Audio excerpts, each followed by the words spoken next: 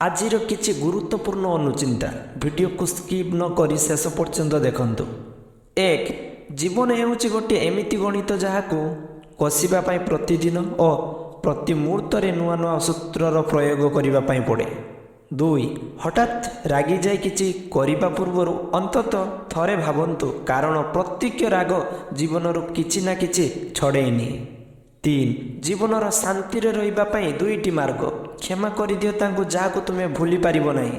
ଭୁଲିଯାଅ ସେହିମାନଙ୍କୁ ଯାହାକୁ ତୁମେ କ୍ଷମା କରିପାରିବ ନାହିଁ। 4. ଯିଏ ରାଗରେ ଭୁଲ କରନ୍ତି ସିଏ ବଦଳି ଯାଆନ୍ତି, ହେଲେ ଯିଏ ଆତ୍ମଗର୍ବରେ ଭୁଲ କରନ୍ତି ସିଏ କେବେ ବଦଳନ୍ତି ନାହିଁ। 5. 2ଟି ଜିନିଷ ଯାହା ଜଣେ ବ୍ୟକ୍ତି ଅନ୍ୟ ପୁରୁଷ ବିଷୟରେ କେବେ ବି ଭୁଲି ପାରିବ ନାହିଁ।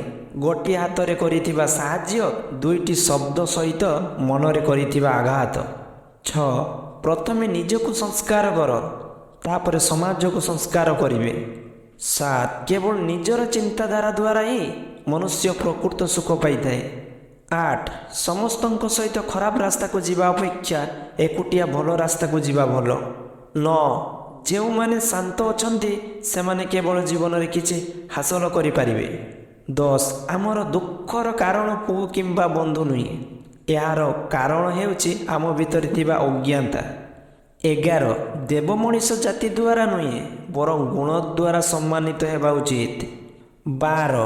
ଖୁସି ରୁହ, ତୁମର ସୁଖ ଅନ୍ୟମାନଙ୍କୁ ବାଟ, ସେହି ଖୁସି ହିଁ ସୁଖର ମୂଳ ରହସ୍ୟ। 13. ଆବଶ୍ୟକ ହେଲେ କୁହନ୍ତୁ, ନଚେତ୍ ଚୁପଚାପ ରୁହ। ବାର୍ତ୍ତାଳାପରେ ଯଥାସମ୍ଭବ ଅନ୍ୟମାନଙ୍କୁ ଉଲ୍ଲେଖ କରିବା ଠାରୁ ଦୂରେଇ ରୁହନ୍ତୁ। 14. ଯେଉଁମାନେ ଖୁସି ଅଛନ୍ତି ସେମାନେ କେବଳ ସେମାନଙ୍କ ପାଖରେ ଥିବା ବିଷୟରେ ଚିନ୍ତା କରନ୍ତି।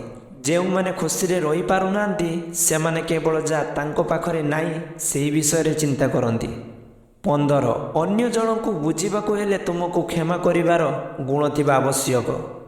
ଭିଡ଼ିଓକୁ ଶେଷ ପର୍ଯ୍ୟନ୍ତ ଦେଖୁଥିବାରୁ ଧନ୍ୟବାଦ। ଆପଣମାନେ ମୋ ଭିଡ଼ିଓକୁ କେମିତି ଲାଗିଲା କମେଣ୍ଟ କରନ୍ତୁ, ସାଙ୍ଗମାନଙ୍କୁ ସେୟାର କରନ୍ତୁ ଓ ଆମ ଚ୍ୟାନେଲକୁ ସବସ୍କ୍ରାଇବ୍ କରନ୍ତୁ।